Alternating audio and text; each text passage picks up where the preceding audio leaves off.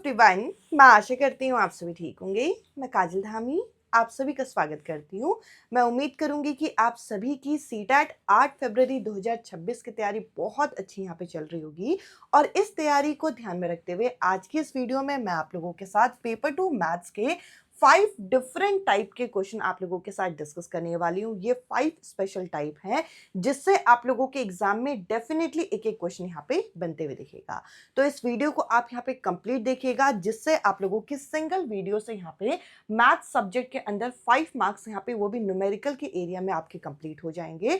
और अगर आपको आज की वीडियो यहाँ पे पसंद आती है तो मैं आप लोगों के साथ पेपर 2 मैथ साइंस की क्लासेस यहाँ पे शेयर करती हूँ। ऑलरेडी मैंने आप लोगों के साथ यहाँ पे बायोलॉजी और केमिस्ट्री के मैराथन सेशन यहाँ पे ले लिए हैं। 2-2 घंटे की ये सेशन है जिसके अंदर मैंने एनसीईआरटी को कंप्लीट यहाँ पे कंपाइल करने की कोशिश की है।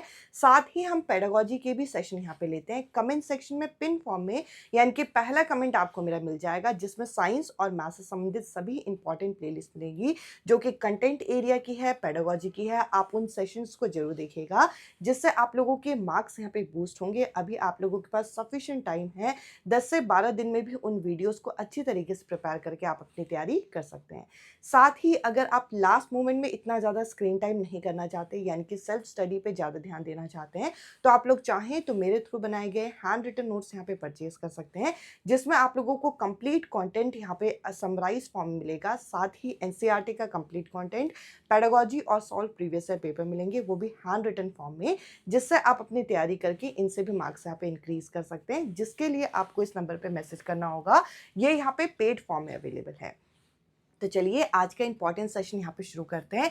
एक एक टाइप जो है, एक एक कॉन्सेप्ट मैं पहले यहाँ पे डिस्कस करूंगी जो आप लोगों के एग्जाम में आप लोगों को रिपीटेड पैटर्न यहाँ पे दिखते हैं और उसके बाद हम इन क्वेश्चंस को प्रैक्टिस करेंगे।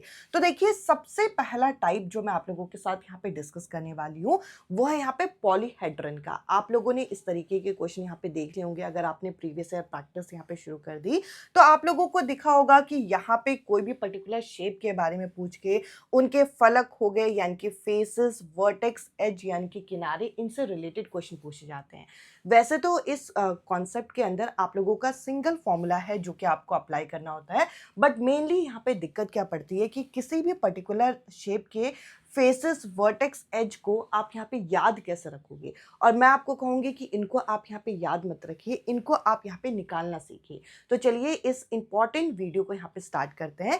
तो देखिए सबसे पहले हम लोग यहाँ पे सबसे बेसिक शेप से शुरू करेंगे जो कि यहाँ पे घन और घनाभ यानी कि क्यूब और क्यूबॉइड। अगर क्यूब और क्यूबॉइड को देखें और इससे पहले हम लोग ये समझें कि फेस, वर्टेक्स, एज क्या है। तो देखिए फेस, वर्टेक्स, एज होते क्या है।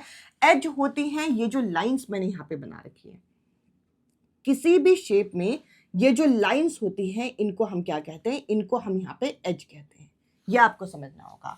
अगर किसी भी शेप के इस तरीके से जो कॉर्नर पॉइंट होते हैं इनकी अगर हम बात करें तो ये होते हैं आपके वर्टेक्स। तो यहां पर आप इस जगह पे ये वर्टेक्स देख पाएंगे, इस शेप में ये वर्टेक्स यहाँ पे देख पाएंगे। सबसे पहले तो हमें यही समझना होगा।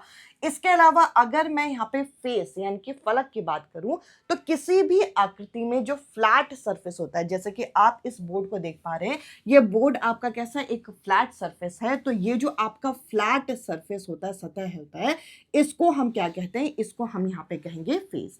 तो आप ये निकालोगे कैसे। तो सबसे पहले तो जो आपका क्यूब और क्यूबॉइड है इसके फेस, वर्टेक्स, एज जो है बिल्कुल बराबर होते हैं। बराबर होने का रीजन क्या है, यहाँ पे अगर आप देखिए तो दोनों आकृतियों में ये फर्क है कि इनके डायमेंशन का फर्क है।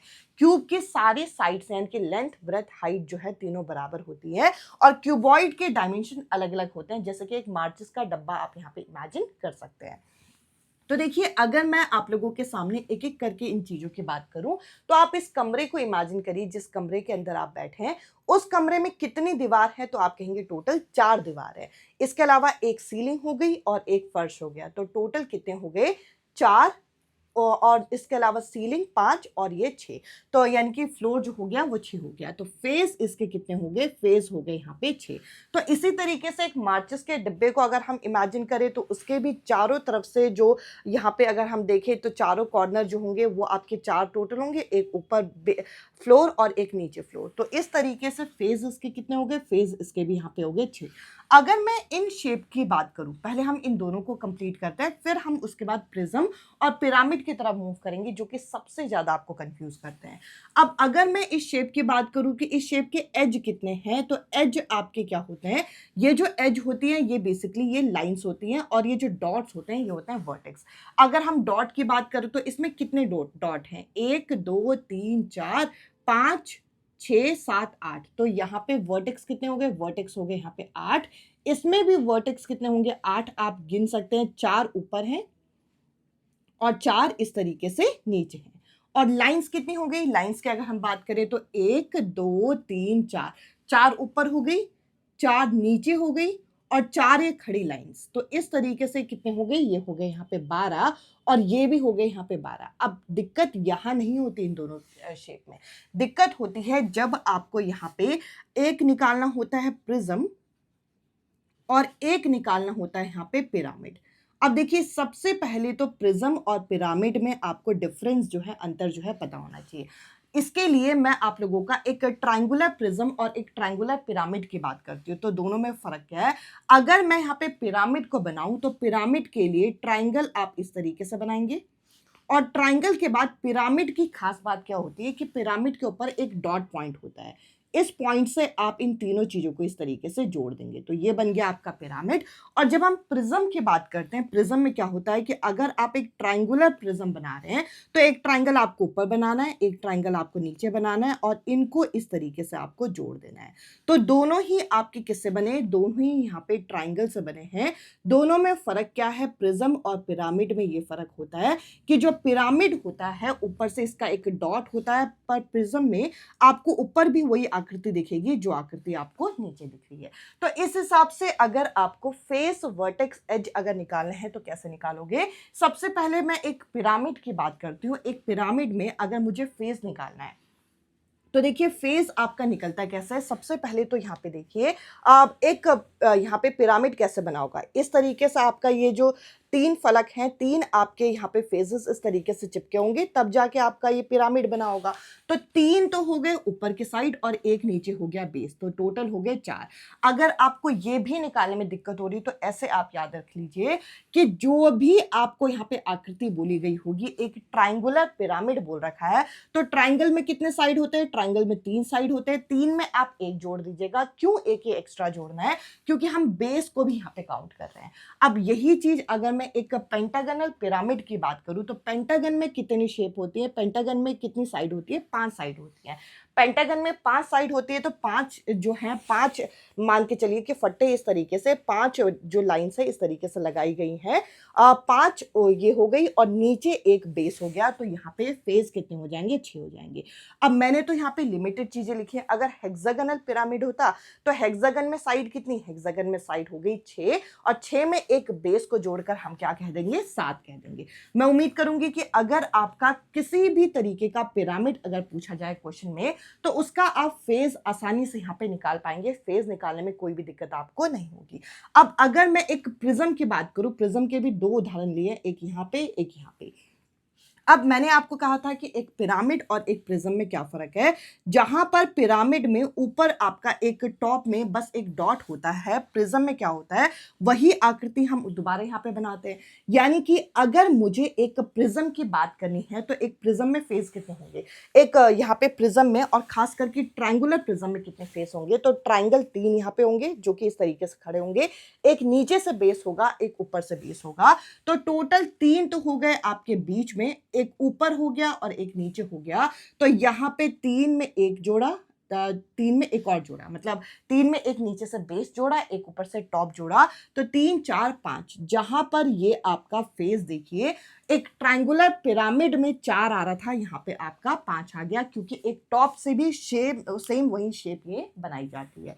अब सेम अगर मुझे हेक्सागोनल प्रिज्म की बात करनी है तो हेक्सागन में कितनी साइड होती है, हेक्सागन में साइड होती है आपकी 6 और 6 के बाद एक नीचे का ये बेस, एक ऊपर का ये बेस, मतलब ऊपर और नीचे का ये जो टॉप और बॉटम को अगर मैं गिनूं तो 6 7 8। तो इस तरीके से अगर हेप्टागन का पूछा होता है, हेप्टागोनल प्रिज्म का पूछा होता, हेप्टागन में कितनी साइड होती है, यहाँ पे आप कहेंगे 7 होती है। तो 7 में एक नीचे का जोड़ेंगे, एक ऊपर का जोड़ेंगे, 7 8 9, तो 9 यहाँ पे फेसेस आ जाएंगे। आपको ऐसे गिनने की भी जरूरत नहीं है, किसी भी फिगर में आप इस तरीके से निकाल सकते हैं। अब मैंने आप लोगों को यहाँ पे फेजेस का ट्रिक बता दिया। अब अगर मैं यहाँ पे वर्टेक्स की बात करूँ तो एक किसी भी शेप में, जैसे कि खास करके पिरामिड की अगर हम बात करें, पिरामिड में आपके वर्टेक्स क्या होते हैं? वर्टेक्स होते हैं बेसिकली ये डॉट। तो इसकी भी यही आपकी ट्रिक है कि कितने साइड वाली शेप है। तो आप कहेंगे भाई ट्राइंगल तो आपके 3 साइड वाली शेप है, तो ट्राइंगल के 3 साइड के 3 आपके डॉट हो गए और एक ऊपर का ये डॉट हो गया बस। तो ये टोटल कितने हो गए? ये टोटल हो गए 4। इसको आपको ओरली यहाँ पे याद करना है कि ट्राइंगुलर पिरामिड की अगर मैं बात करूँ तो ट्राइंगल में कितनी साइड? ट्राइंगल में हो गई 3 साइड, और पिरामिड का एक टॉप मान के चलिए कि एक टॉप को हमने पकड़ लिया तो उसको भी हम गिन लेंगे यहाँ पे। इसके अलावा पेंटागन की बात करें तो पेंटागन में कितनी साइड? पेंटागन में आपकी 5 साइड होती है, तो 5 आपके डॉट नीचे और एक डॉट हमने ऊपर इस तरीके से पकड़ लिया, तो यहाँ पे पेंटागन में कितने हो जाएंगे? यहाँ पे 6 हो जाएंगे, 7 नहीं होंगे सॉरी, 6 हो जाएंगे। तो यहाँ पे जितने फेजेस होते हैं पिरामिड में उतने ही आपके वर्टेक्स होते हैं। ये हम लोगों को एक चीज यहाँ पे पता चली, किसी भी पिरामिड की अगर हम बात करें तो जितने इसके फेज होंगे उतने ही इसके क्या होंगे? उतने ही वर्टेक्स होंगे, दोनों ही आकृतियों में आप देख सकते हैं। इसके अलावा जिस भी आकृति का आपको बनाना है उसका बना दीजिए। आप ये हेक्सागन का बना सकते हैं। हेक्सागन में कितनी साइड होती है? 6 साइड होती है, तो 6 डॉट हो जाएंगे और एक टॉप का, यानी कि 7 वहां पे आ जाएंगे। तो इस तरीके से हम एक पिरामिड का बना सकते हैं। और इसकी एज अगर हम गिने तो इसकी एज कितनी होगी? इसकी एज आपको एक चीज ध्यान रखनी है, जितने इसके यहाँ पे शेप के अंदर लाइंस होती है, कितनी लाइंस है एक ट्राइंगल की? ट्राइंगल की 3 लाइन है, तो 3 ही ऊपर इस तरीके से छल्ले होते हैं, यानी कि 3 में क्या होंगे? 3 प्लस होंगे। तो एज निकालने के लिए हम क्या करते हैं? एज निकालने के लिए जो भी आपका ये शेप है, आपका ये ट्राइंगुलर पिरामिड है, तो ट्राइंगल भी कितने साइड है? यहाँ पे 3, तो 3 में हम 3 और जोड़ देंगे क्योंकि 3 में ये ऊपर की 3 लाइनें भी यहाँ पे जोड़ती हैं। सेम यही कॉन्सेप्ट पेंटागन में कितनी साइड है? पेंटागन में 5 साइड है, तो 5 तो ये नीचे की हो ही गई, इनको तो गिनना ही है। साथ में 1 2 3 4 5, 5 में 5 जोड़ेंगे तो यहाँ पे क्या आ जाएगा? 10 आ जाएगा। तो पिरामिड की सभी ट्रिक्स मैंने आप लोगों के साथ डिस्कस कर ली। किसी भी क्वेश्चन में पिरामिड का क्वेश्चन आ गया तो आप मेक श्योर करेंगे कि आप किस तरीके से निकालेंगे। अगर आपके पास कोई भी फिगर यहाँ पे दे रखी हो, ट्राइंगुलर पिरामिड है, पेंटागनल है, हेक्सागनल है, हेप्टागनल है, सब में यही कॉन्सेप्ट है, जितना भी उसकी साइड होगी, ट्राइंगल की कितनी साइड होती है? 3 साइड होती है, तो 3 में एक जोड़कर आपका फेस बनेगा। जितने फेस होंगे उतने ही वर्टेक्स होंगे उस पर्टिकुलर शेप के, और उसके एज कितने होंगे? अगर मैं उसके किनारों की बात करूं तो जितनी उस शेप की साइड्स होंगी, यानी कि ट्राइंगल की 3 साइड है तो 3 में 3 जोड़ दीजिएगा, सीधा यहाँ पे कितना आ जाएगा? सीधा यहाँ पे 6 आ जाएगा। मैं आप लोगों के साथ भले ही यहाँ पे एक रिवीजन वीडियो यहाँ शेयर कर रही हूँ, बट मैं ये चाहती हूँ कि जो भी कैंडिडेट लास्ट मोमेंट में भी इन वीडियो को देखे उनको पूरा फायदा हो, इसलिए मैं डिटेल में समझाने की कोशिश कर रही हूँ। तो ये पिरामिड का केस समझ में आ गया होगा। अब अगर मैं प्रिज्म की बात करूं तो प्रिज्म में जैसे मैंने कहा कि फेज इसके कितने होंगे? भाई फेज इसके उतने होंगे जैसे कि 3 इसके साइड है, तो 3 में हम एक ऊपर का जोड़ेंगे, एक नीचे का जोड़ेंगे, तो ये आ गया 5। अब इसके वर्टेक्स की अगर मैं बात करूं तो वर्टेक्स आपके कितने होंगे? कभी भी किसी भी प्रिज्म के वर्टेक्स निकालने हैं तो आप मेक श्योर करेंगे कि इसकी साइड कितनी है। इसकी साइड है ट्राइंगल की 3, अगर ये 3 साइड है तो 3 ऊपर होगा, 3 नीचे होगा, 3 3 6, यानी कि टोटल आप इसमें वर्टेक्स निकालने के लिए डबल कर देंगे। इसमें ये चीज बराबर नहीं होती, जैसे यहाँ ये बराबर था, आपके प्रिज्म में वर्टेक्स, ये जो फेस और वर्टेक्स है बराबर नहीं होता, ये आपको याद रखना है। अब अगर मैं यहाँ पे हेक्सागोनल प्रिज्म की बात करूं तो हेक्सागोनल प्रिज्म में भी आपको सेम यही देखने को मिलेगा कि हेक्सागन में कितने साइड होती है? 6 होती है, तो 6 ऊपर हो गए, 6 नीचे हो गए, 6 और 6 कितने हो गए? 12 हो गए। तो हमें प्रिज्म के बारे में पता चला कि वर्टेक्स निकालने के लिए क्या करना है, जितनी भी वो पर्टिकुलर साइड्स होंगी, यानी कि जो भी आकृति आपको दे रखी होगी उसमें जितने भी साइड होंगे उसका जस्ट आप क्या कर देंगे? डबल कर देंगे। अब मैं एज की बात करूं तो एज होती है बेसिकली ये जो लाइंस होती हैं, तो देखिए ये लाइंस आपके ट्रायंगल में कितनी लाइन है? 3 यहाँ पे हो गई, 3 यहाँ पे हो गई। सबसे पहले वो पर्टिकुलर शेप में 3 3 और जितनी ये लाइनें होती हैं बीच में हम उन्हें भी प्लस कर देते हैं। अब जैसे इसके अगर मैं बात करूं तो यहाँ पे हेक्सागन में कितनी आपकी साइड होती है? तो ये आपकी 6 साइड वाली होती है, तो 6 ऊपर 6 नीचे, और यहाँ पर भी 6 लिख देंगे। तो इस तरीके से 3 3 6 3 9 9 यहाँ पे आ जाएगा, और 6 6 12 6 18 यानी कि 6 + 6 + 6 कितना हो जाएगा 18 हो जाएगा। तो इस तरीके से मुझे प्रिज्म के बारे में पता चला कि सबसे पहले तो आपके फेस कैसे निकलते हैं, जितने भी उस पर्टिकुलर शेप के साइड्स होते हैं उसमें आप 2+ कर देंगे, हर केस में 2 ही प्लस होगा। ये आपका एक कॉन्सेप्ट निकाला गया है। वर्टेक्स क्या होगा, जितने उसके साइड्स होंगी उसका जस्ट आप डबल कर दीजिएगा। और अगर मैं एज की बात करूं यानी कि किनारों की बात करूं, एज में यहाँ पे 3, यहाँ पे 3 और यहाँ 3, 3 + 3 + 3 9 हो गया। यहाँ पे अगर साइड हेक्सागन में कितने साइड होती है, 6 साइड का होता है, तो 6 + 6 + 6 कितना हो गया 18 हो गया। तो मैंने आप लोगों के साथ इतना डिटेल में इसलिए डिस्कस किया ताकि आपको ये याद ना करना पड़े। आपका मेन एम ये हो कि आप समझ के पेपर में जाएं और एक क्वेश्चन डेफिनेटली फॉर श्योर आपके पेपर में पूछा जाएगा। अब फाइनली आपको ये फॉर्मूला याद होना चाहिए, बस एक फॉर्मूला और क्वेश्चन सॉल्व हो जाएगा। पेपर में क्या बोलेंगे, पेपर में आप लोगों को या तो इन तीनों में से कोई एक चीज मिसिंग होगी, या फिर आप लोगों को बोलेंगे कि एक पर्टिकुलर शेप बता दिया जाएगा और ये बताया जाएगा कि पूछा जाएगा कि उसमें कितने फेजेस है, कितने वर्टेक्स है, कितने एज है। बेसिकली आपको एक सिंगल फॉर्मूला याद करना है कि F + V = E+2, ये एक पॉलीहेड्रन का स्टैंडर्ड फॉर्मूला यहाँ पे होता है। अब चलिए मैं आप लोगों के साथ पहला कॉन्सेप्ट यहाँ पे मैंने कंबाइन किया, अब मैं आप लोगों के साथ दूसरा कॉन्सेप्ट यहाँ पे डिस्कस करती हूँ। टोटल हम 5 कॉन्सेप्ट यहाँ पे देखेंगे, उसके बाद हम क्वेश्चंस को यहाँ पे प्रैक्टिस करेंगे। अब मैं आप लोगों के साथ इस सेशन को यहाँ पे कंटिन्यू करूंगी और अब हम यहाँ पे डिस्कस करेंगे डेटा हैंडलिंग और पाई चार्ट के कॉन्सेप्ट को। देखिए आप लोगों की सीटेट पेपर 2 के अंदर आप लोगों का डेफिनेटली इस टॉपिक का एक क्वेश्चन यहाँ पे देखने को मिलेगा। यहाँ पे आप लोगों को डेटा हैंडलिंग यानी कि आंकड़ों का आप प्रबंधन किस तरीके से करेंगे और साथ ही पाई चार्ट, इन दोनों का ही एक एक क्वेश्चन आप लोगों को डेफिनेटली यहाँ पे मिलता है। तो जो 30 मार्क्स के आप लोगों के मैथ्स का सेशन आता है उसमें से आपके एक एक क्वेश्चन टॉपिक के होते हैं। तो पहले मैं फॉर्मूला सारे आप लोगों के साथ यहाँ पे लिस्ट आउट करती हूँ, उसके बाद जब हम क्वेश्चन प्रैक्टिस करेंगे तो आप लोगों को इन टॉपिक का अच्छे तरीके से आइडिया यहाँ पे हो जाएगा। बल्कि इजी टॉपिक है, आप लोग अच्छे तरीके से इसको करके अपने मार्क्स जो है यहाँ पे इंक्रीज कर सकते हैं। अब देखिए यहाँ जैसे कि आप देख पा रहे हैं कई सारे टर्म हैं और ये सारे टर्म आपके एक साथ ही दे दिए जाते हैं। मैथ्स पेपर 2 में टफ नहीं आती बट कैलकुलेटिव आती, इस चीज को आप ध्यान रखिएगा। सबसे पहले अगर डेटा हैंडलिंग की बात करें तो आप लोगों के पेपर में पूछा जाता है कि आप मीन कैसे निकालेंगे। अगर आपको औसत निकालना है किसी भी डेटा का, तो जो आप लोगों को इंफॉर्मेशन दे रखी है, जितने डेटास दे रखे हैं उन सभी ऑब्जर्वेशन को आप क्या कर देंगे, सभी ऑब्जर्वेशन को जोड़ देंगे और डिवाइड कर देंगे नंबर ऑफ ऑब्जर्वेशन। यानी कि 5 बच्चों की हाइट का अगर आपको यहाँ पे नंबर दे रखा है तो पांचों की हाइट को आप जोड़ दीजिए और नीचे क्या लगाएंगे, नीचे लगाएंगे आप 5। इसके अलावा अगर आपको रेंज निकालना है यानी कि परिसर निकालना है, परिसर निकालने का तरीका क्या होता है, परिसर निकालने के लिए हम लोगों को क्या करना होता है कि जो सबसे बड़ा आंकड़ा है, जो सबसे बड़ा डेटा है, उसमें से सबसे छोटे नंबर को आपको क्या करना है, मैक्सिमम में से मिनिमम को आपको यहाँ पे माइनस करना होता है। तो इस तरीके से रेंज निकाला जाता है। अब अगर आपको मोड निकालना होगा, बहुलक निकालना होगा, तो बहुलक निकालने के लिए क्या करना होता है, अगर आपको 5 अलग अलग नंबर दे रखे हैं, उन नंबर में से अगर मान के चलिए कि जैसे यहाँ पे 18, फिर है 19, फिर है यहाँ पे 18, फिर है 20, फिर है 21, अगर कोई पर्टिकुलर नंबर जो है एक से ज्यादा बार रिपीट हुआ है तो वो आपका क्या बन जाएगा, वे आपका यहाँ पे बन जाएगा बहुलक, यानी कि ये है आपका मोस्ट फ्रीक्वेंट नंबर। अब आप कहेंगे कि अगर किसी क्वेश्चन में फॉर एग्जांपल यहाँ पे 19 जो है वो 2 बार आपका रिपीट हो और 18 भी 2 बार रिपीट हो, तो उस क्वेश्चन में आपका 18 और 19 दोनों ही क्या बन जाएंगे, दोनों ही आपके मोड बन जाएंगे। इस चीज में आप टेंशन मत लीजिएगा।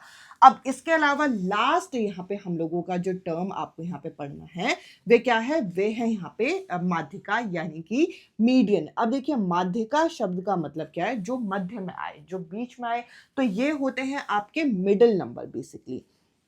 अब देखिए जो आप लोगों के यहाँ पे अलग अलग ऑब्जर्वेशन दी होती है, वे ऑब्जर्वेशन जैसे कि ये जो नंबर है, ये नंबर अगर 5 आपको दी गई तो 5 एक और नंबर है, अगर 6 दिया गया तो 6 एक इवन नंबर है। फॉर एग्जांपल अगर 6 दिया गया है तो ये कॉर्नर के नंबर, ये कॉर्नर के नंबर। अब इस केस में इवन नंबर में 2 नंबर ऐसे आ जाते हैं जो कि आपके बीच में होंगे। तो इस केस में आप यहाँ पे माध्यिका मीडियन कैसे निकालेंगे, तो इसके लिए आप लोगों को यहाँ पे एक फॉर्मूला बताया गया है।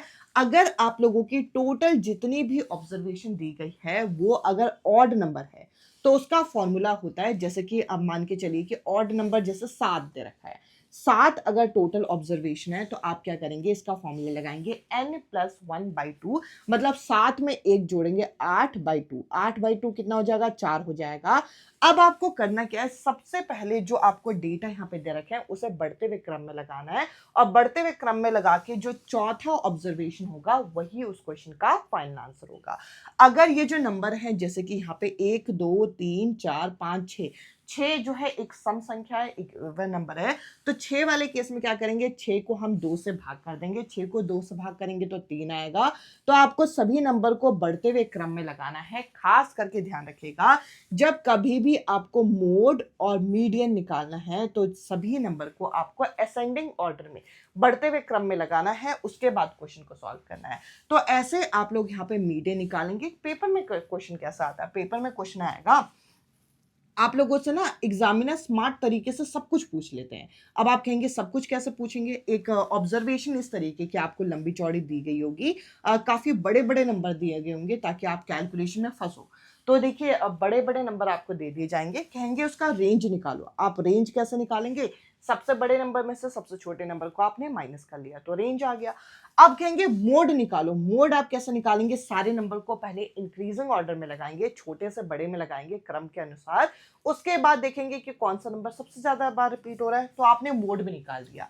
अब उस क्वेश्चन में वो यहाँ पे एग्जामिनर आपसे मीडियन भी निकलवा लेंगे। अब मीडियन भी आपने निकाल लिया, कैसे निकाला, सबसे पहले गिनेंगे कि कितने ऑब्जर्वेशन है। अगर मान के चलिए 12 ऑब्जर्वेशन है तो 12 ऑब्जर्वेशन होने वाले केस में इवन वाला फॉर्मूला लगाएंगे, n/2 का फॉर्मूला लगाएंगे। n/2 का फॉर्मूला यानी 12 को 2 से भाग करेंगे तो कितना आएगा, 6। बढ़ते हुए क्रम में लगा के छठा जो ऑब्जर्वेशन होगा वो उस क्वेश्चन का आंसर होगा। इसके अलावा अगर n मान के चलिए कि 13 है तो 13 एक ऑड नंबर होता है, तो ये फॉर्मूला लगाएंगे, तो यानी कि 13 + 1 यानी कि 14 आ गया, 14/2 कितना होगा, 14/2 कितना होगा, 7 होगा, यानी कि इंक्रीजिंग ऑर्डर में लगा के 7वां नंबर जो होगा वो आपका आंसर होगा। तो अभी हम क्वेश्चन करेंगे तो आपको सारी चीजें क्लियर हो जाएंगी। अब आपके एग्जामिनर ने आपसे रेंज निकलवा लिया, आपके एग्जामिनर ने मोड निकलवा लिया, आपके एग्जामिनर ने मीडियन निकाल लिया।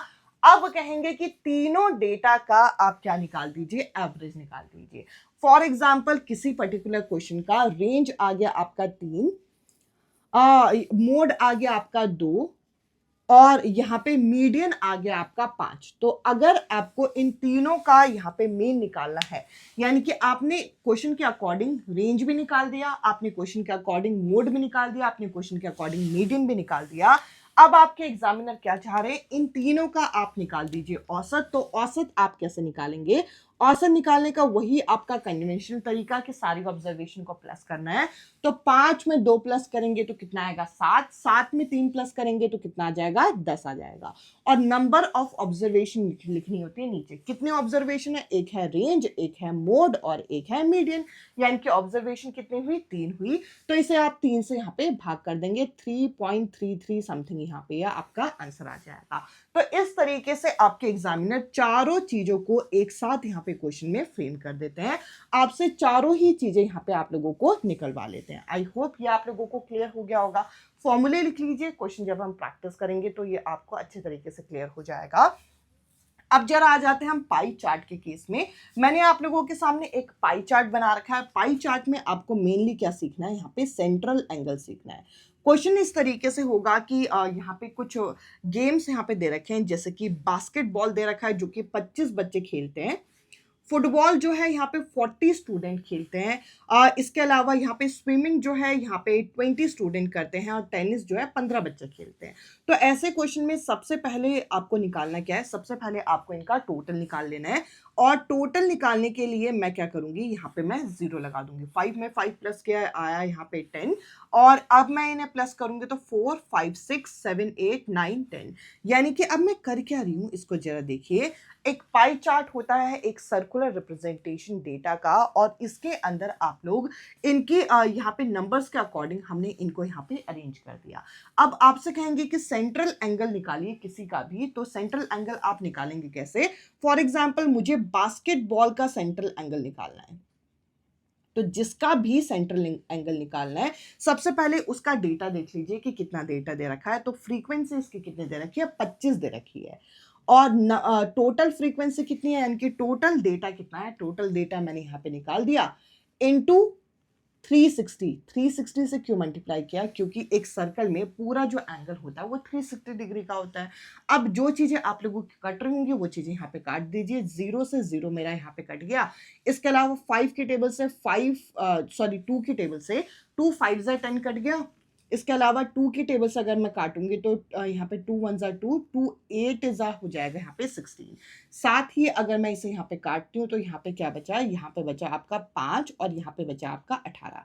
अगर मैं इन्हें यहाँ पे मल्टीप्लाई करती हूँ तो यहाँ पे आएगा 0 और यहाँ पे आएगा 90 डिग्री।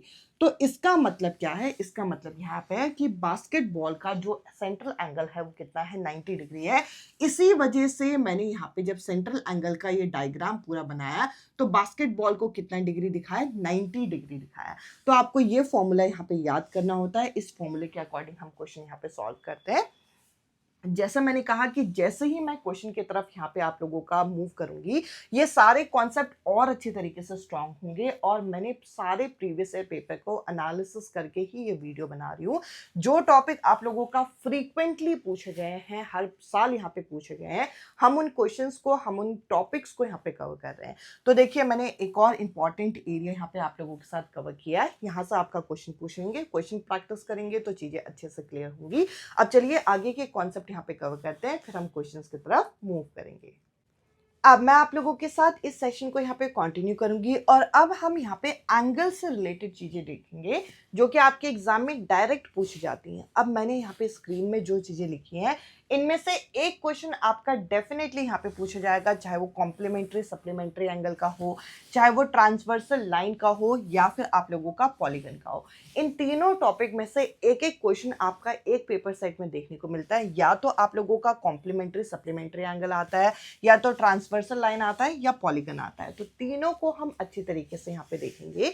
तो देखिए, कॉम्प्लीमेंट्री और सप्लीमेंट्री यानी कि पूरक और समपूरक कोण कौन से होते हैं?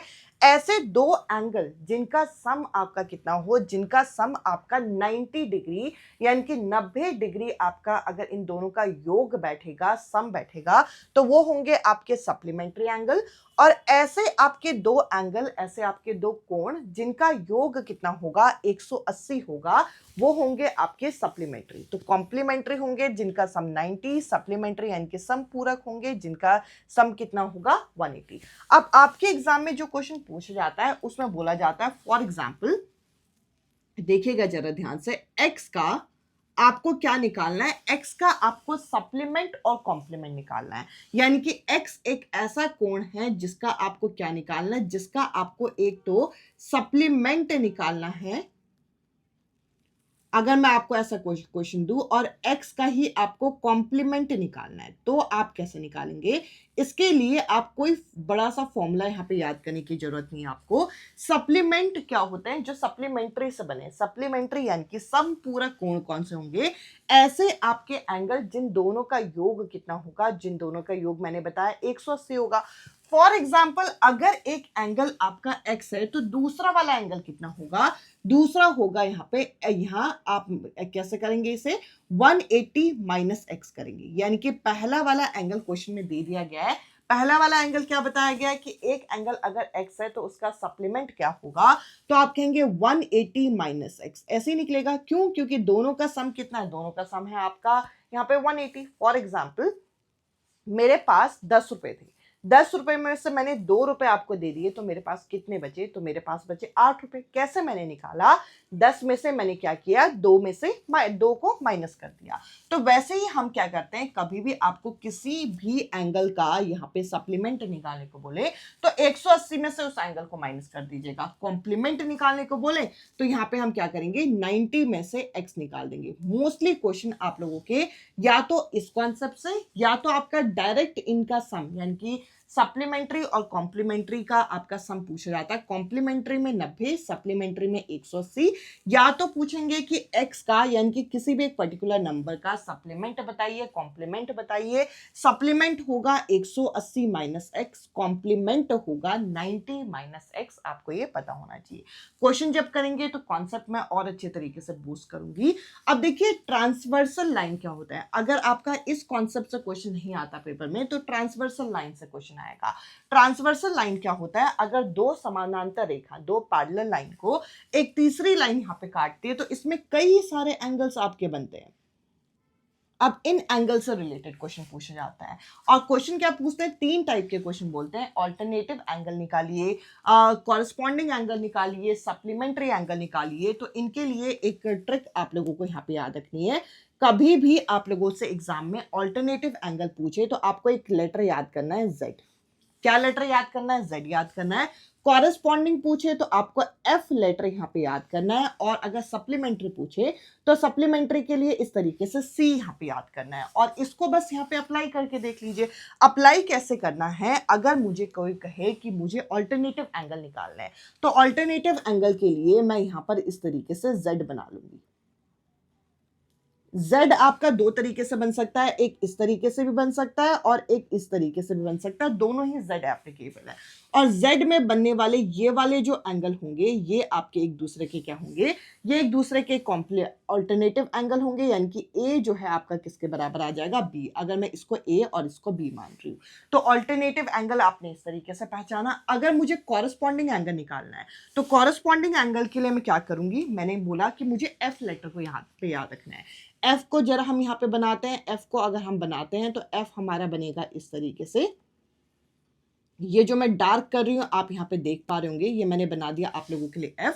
और F में आपको एक ये एक ऊपर का एंगल और एक नीचे का एंगल यहाँ पे याद रखना है। इसको मैंने नाम दिया C, इसको मैंने दिया D। इसमें क्या होगा, यहाँ पे कॉरेस्पॉन्डिंग एंगल में C जो है आपका D के बराबर आ जाएगा। तो इस तरीके से निकाला जाता है। अब एक और चीज, कई बारी आप लोगों को यहाँ पे इंटीरियर की जगह एक्सटीरियर बोल देंगे। तो Z अगर मेरे पास यहाँ पे है तो इस तरीके से आपने इस डायग्राम को पूरा किया। अब इस डायग्राम में अगर मुझे एक्सटीरियर निकालना है तो एक्सटीरियर मतलब मुझे बाहर के ये वाले लेने हैं। अगर इंटीरियर बोलेंगे तो अंदर के लेना है, एक्सटीरियर बोलेंगे तो बाहर का लेना है। बस ये याद रखिए कि ऑल्टरनेटिव एंगल में Z याद रखना है। क्वेश्चन जब मैं सॉल्व कराऊंगी, मैंने कहा मैं एक एक कॉन्सेप्ट के क्वेश्चन यहाँ पे लेके आई हूँ जो कि हम लास्ट में यहाँ पे सॉल्व करेंगे। तो एक एक चीज आपको क्लियर होगी, बस समझते रहिए। ऑल्टरनेटिव एंगल के लिए Z जो ये वाले एंगल होते हैं ये आपके ऑल्टरनेटिव एंगल है। कॉरेस्पॉन्डिंग के लिए F इस तरीके से याद रखेंगे। और जो सप्लीमेंट्री एंगल होते हैं, मैंने आपको क्या कहा था, संपूरक कोण कौन से होते हैं जिनका योग आपका 180 का होता है। तो इस केस में आपके ये वाले एंगल जो होते हैं C के अंदर बनने वाले, C के अंदर बनने वाले मतलब C और B। ये देखिए यहाँ पे C और B जो होगा, इन दोनों का योग कितना हो जाएगा, इन दोनों का योग हो जाएगा 180 डिग्री। और जो सप्लीमेंट्री एंगल होते हैं, एक बात और ध्यान देखिएगा, ये सेम साइड में बनते हैं। तो इसके लिए कई बार यूज करते हैं सेम साइड ऑफ ट्रांसवर्सल, इस तरीके के टर्म भी यहाँ पे यूज किया जाता है क्योंकि ये सेम साइड में बन रहे हैं।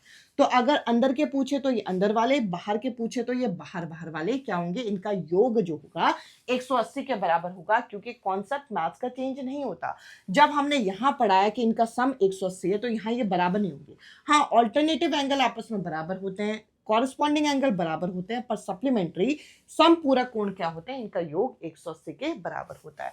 या तो आपसे यहां से क्वेश्चन आएगा या यहां से क्वेश्चन आएगा। अगर यहां से भी क्वेश्चन नहीं आया तो आपका पॉलीगन से क्वेश्चन आएगा। पॉलीगन क्या होता है, जब आप अलग अलग लाइंस को जोड़ के अलग अलग तरीके की शेप बनाते हो, जैसे ट्राइंगल बनाया, हेक्सागन बनाया, हेप्टागन बनाया, ये आप लोगों ने शेप्स पढ़ी है। अब इससे रिलेटेड कुछ क्वेश्चन है, कुछ फॉर्मूला है जो आपको पता होना चाहिए। अगर किसी भी एक रेगुलर पॉलीगन का, किसी एक रेगुलर पॉलीगन का मुझे बोल दिया जाए कि सभी एंगल का सम निकालिए, वो भी कौन सा एंगल, अंदर की तरफ आंतरिक कोण का अगर योग निकालिए तो सभी एंगल का सम होगा n-2 इंटू 180 डिग्री। इसके अलावा अगर एक्सटीरियर एंगल का बोले तो एक्सटीरियर एंगल का फिक्स है, किसी भी शेप का अगर एक्सटीरियर एंगल का सम निकालना है, चाहे ट्राइंगल का निकालिए, बाहर वाले कोणों का सम, चाहे आप यहाँ पे पेंटागन, हेक्सागन, हेप्टागन किसी का भी निकालिए, कितना आएगा? 360 आएगा। अगर मुझे कोई एक एंगल निकालना है तो उसका फॉर्मूला होता है n-2 इंटू 180, यानी कि सेम यही फॉर्मूला, इसमें आप n से भाग कर देंगे। n क्या है यहाँ पे? नंबर ऑफ साइड है। और यहां इसका फॉर्मूला क्या बन जाएगा? ईच एंगल अगर आपको एक्सटीरियर वाला निकालना है तो ये होगा आपका 360/n। अब इस फॉर्मूले को और अच्छे से समझने के लिए मैं कुछ कॉन्सेप्ट यहां पे लेके आई हूं। एक मैं ट्राइंगल का एग्जांपल यहां पे दूंगी और एक मैं यहां पे पेंटागन का एग्जाम्पल यहाँ पे दूंगी। आपको बस इन एग्जाम्पल को ध्यान से देखना और ध्यान से समझना है। ट्राइंगल के इंटीरियर एंगल, ट्राइंगल के सभी कोणों का योग कितना होता है? 180 होता है, ये तो सबको पता है। अब ये 180 आया कहां से, जरा देखते हैं। ट्राइंगल के अगर मैं पूछूं कि नंबर ऑफ साइड्स कितने होंगे तो इसका n होता है 3, इसका n होता है 5। ये तो हर किसी को पता है यार, नहीं पता तो इतना आपको पता होना ही चाहिए।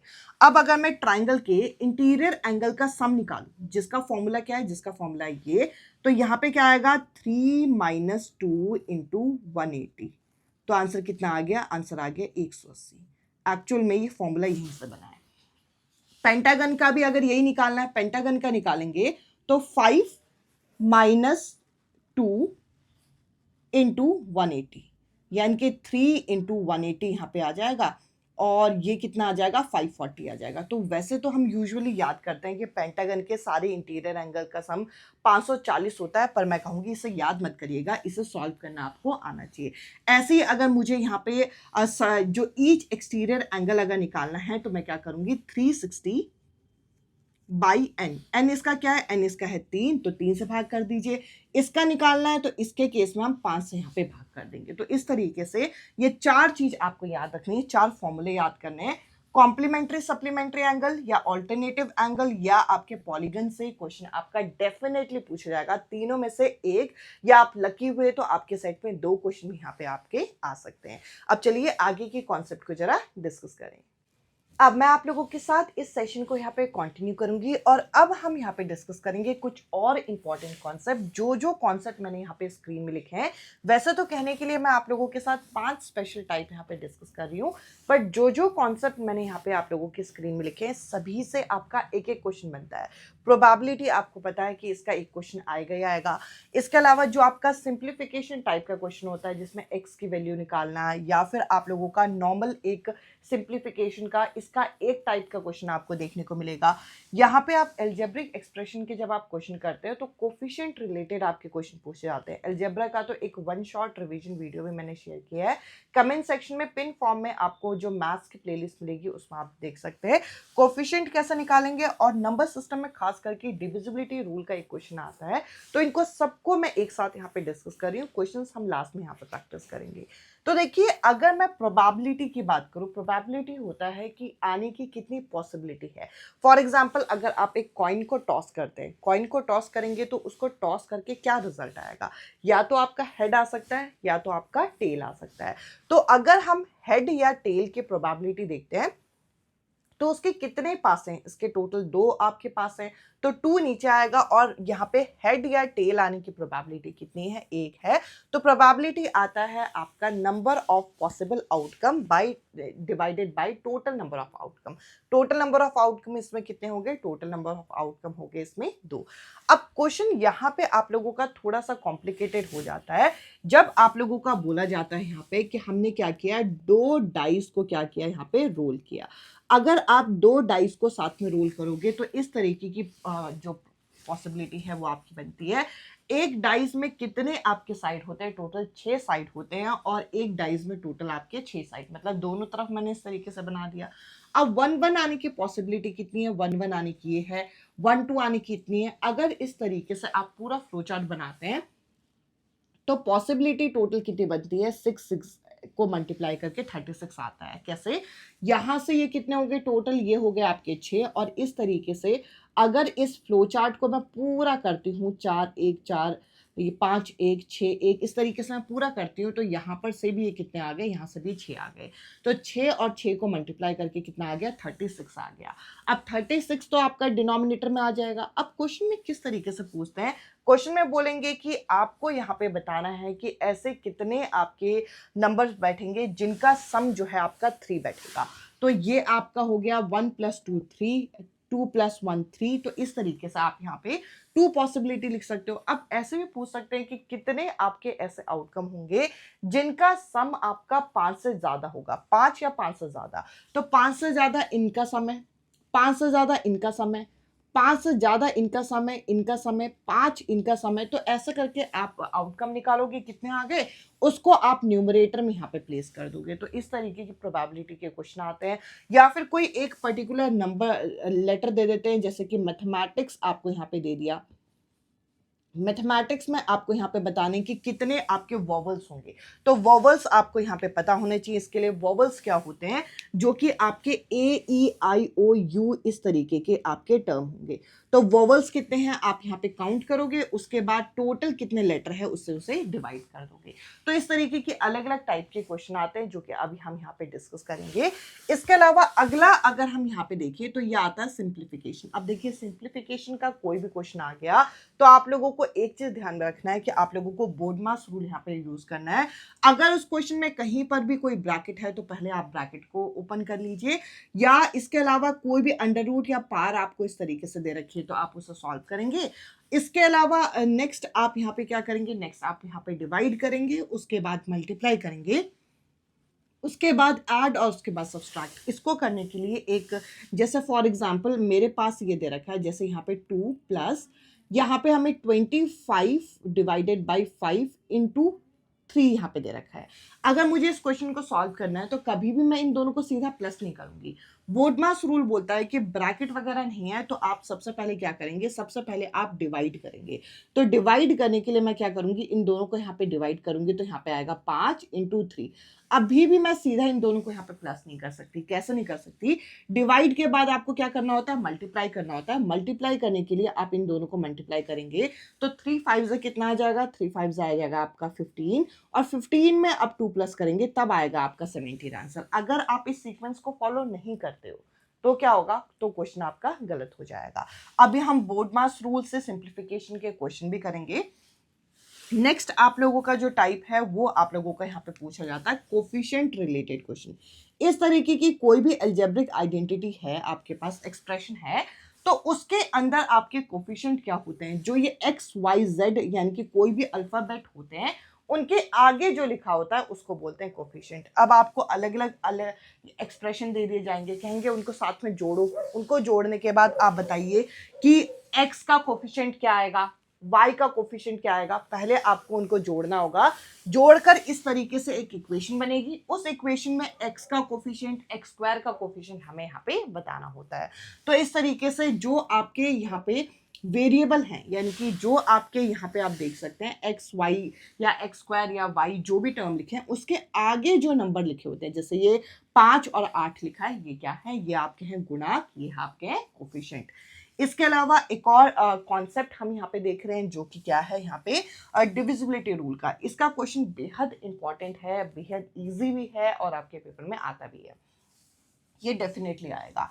जैसे कि आपको पता होना चाहिए कि 2 का रूल क्या है, कि लास्ट का डिजिट आपका क्या होगा, 2 4 6 8 या 0।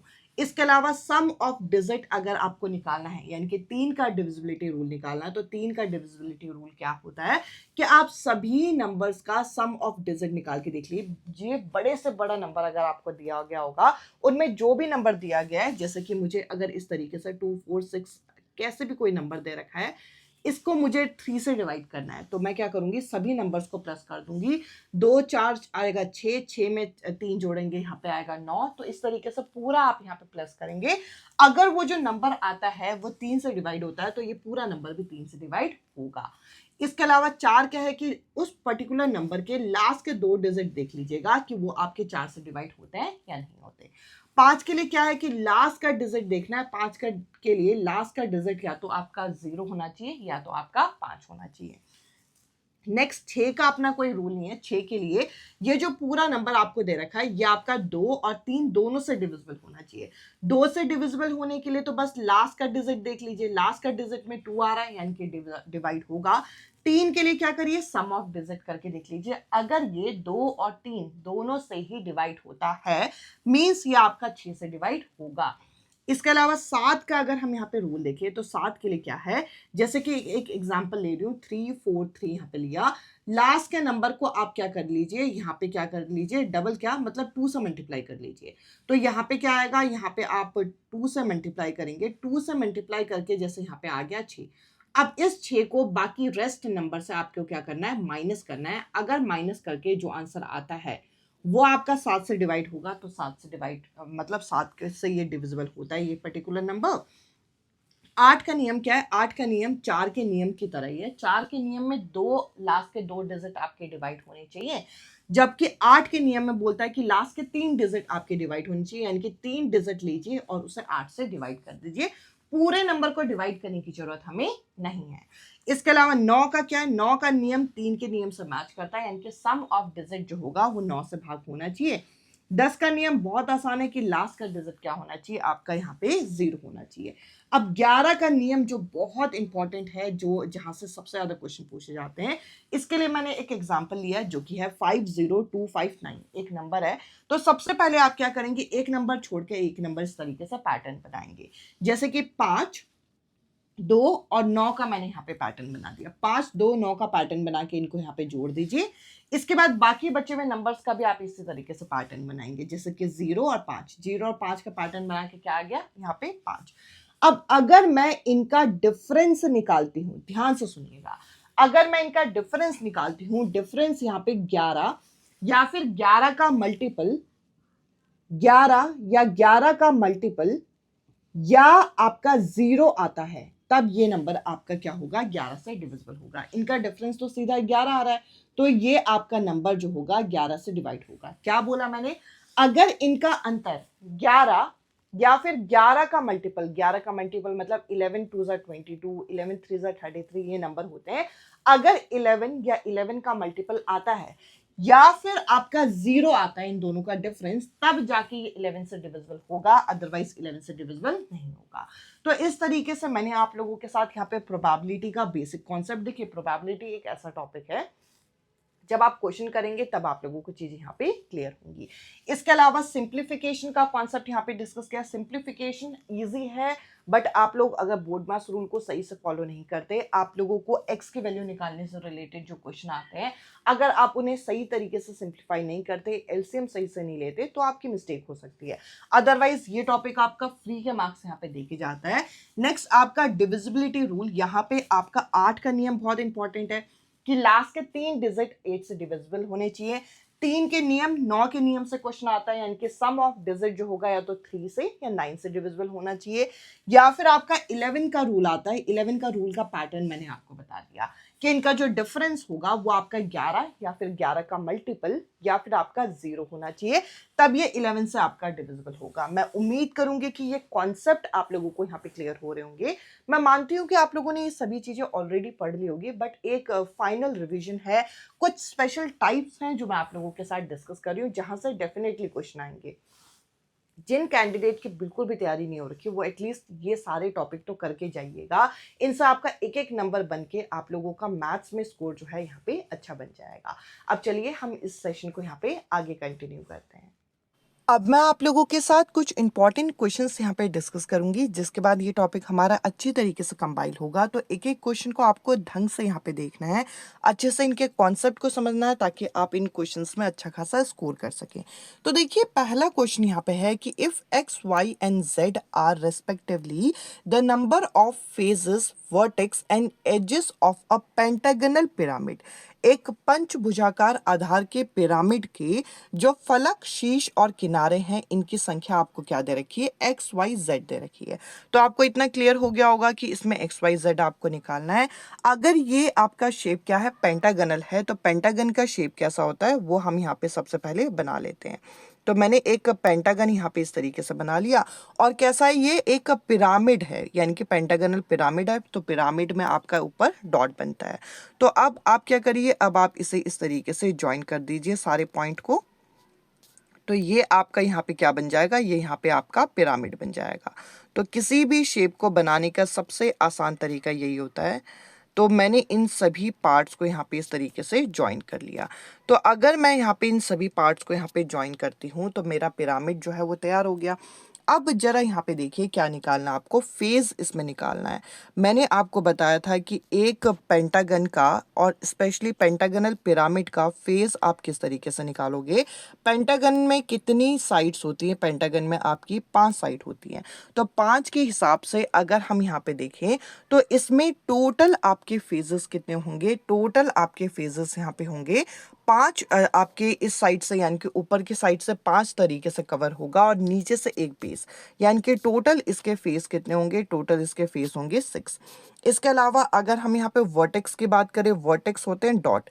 तो सिंपल सी बात है कि अगर मैं इस पेंटागन में डॉट्स यहाँ पे बनाने लगूँ तो 5 डॉट नीचे और एक ऊपर पिरामिड का टॉप का एक डॉट, तो यहाँ पे वर्टेक्स कितने आ जाएंगे, वर्टेक्स भी यहाँ पे से 6 आ जाएंगे।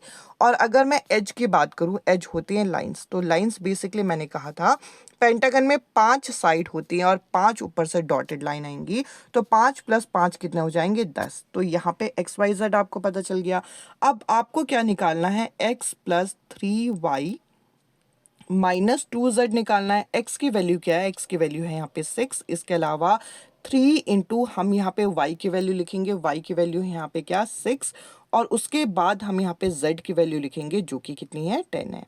तो इस तरीके से आप इसे कर सकते हैं। यहाँ पे आएगा 6, यहाँ पे 3 6 कितना होता है 18 होता है। तो 6 और 18 को प्लस करेंगे तो कितना आएगा 24 आएगा। 24 में से अगर मैं 20 यहाँ पे माइनस करती हूँ तो आप लोगों का करेक्ट आंसर कितना आ जाएगा 4 आ जाएगा। इस तरीके से अगर आपको किसी पर्टिकुलर शेप की नॉलेज है तो आप उन क्वेश्चंस को यहाँ पे आसानी से कर पाएंगे। अब देखिए अगला यहाँ पे मैं क्वेश्चन लेके आई हूँ जिसमें हम लोग ट्रांसवर्सल लाइन का यहाँ पे क्वेश्चन देखने वाले हैं, जिसके अंदर बोल रखा है कि 2 parallel line are intersect by a transversal. 2 parallel line है, 2 समानांतर रेखाएं जो कि एक ट्रांसवर्सल से यहाँ पे इंटरसेक्ट हो रही है, तो हम इस तरीके से बना लेते हैं। और आगे क्या बोल रखा है, the 2 interior angle so form on the same side of the transversal. तो यहाँ पे सेम साइड ऑफ ट्रांसवर्सल की बात की गई है। मैंने आप लोगों के साथ Z, F और C का केस बताया था। मैंने कहा था सेम साइड किस में बनता है, सेम साइड आपका C में बनता है। और C क्या है, C आपका है यहाँ पे सप्लीमेंट्री एंगल। मैंने ये अभी थोड़ी देर पहले आप लोगों के साथ डिस्कस किया था कि सेम साइड ऑफ ट्रांसवर्सल की बात करें तो वो C की बात कर रहे हैं, यानी कि इस शेप की बात कर रहे हैं। तो अगर ये सप्लीमेंट्री एंगल है तो सप्लीमेंट्री एंगल में दोनों का सम कितना होता है, दोनों का जो सम होता है वे होता है आपका 180। यही बताया था मैंने, क्योंकि सप्लीमेंट्री का कॉन्सेप्ट यहाँ पे कभी चेंज नहीं हो सकता। तो सिंपल सी बात है कि ये जो दोनों एंगल दे रखे हैं इन दोनों का सम कितना होगा, इन दोनों का सम होगा आपका यहाँ पे कितना 180। तो मैं इस तरीके से लिख देती हूँ, पहले मैंने एक एंगल लिखा, फिर मैंने दूसरा एंगल लिखा और इनका सम मैं कितना लिख रही हूँ, इनका सम मैं यहाँ पे 180 लिख रही हूँ। तो 2x + 3x कितना हो जाएगा, यहाँ पे 5x हो जाएगा। इसके बाद 15 और 20 को माइनस करेंगे तो -5 यहाँ पे आएगा और ये इक्वल टू 180 हो जाएगा। तो सिंपल सी बात है कि x कितना आएगा 185/5 यहाँ पे आ जाएगा, मतलब 5 उधर जाके प्लस भी हो गया और 5 से हम यहाँ पे डिवाइड भी कर रहे हैं जो कि x के साथ था। तो x का मान कितना आ जाएगा, x का मान यहाँ पे आ जाएगा 37। अब इस क्वेश्चन में आपको निकालना क्या है, अब इस क्वेश्चन में निकालना है 4x + 6। तो 4 × 37 +6 आपको यहाँ पे करना है। तो इसको जरा यहाँ पे सॉल्व कर दीजिए। अगर आप इसे यहाँ पे सॉल्व करते हैं तो यहाँ पे कितना आ जाएगा 148 + 6 यहाँ पे आ जाएगा।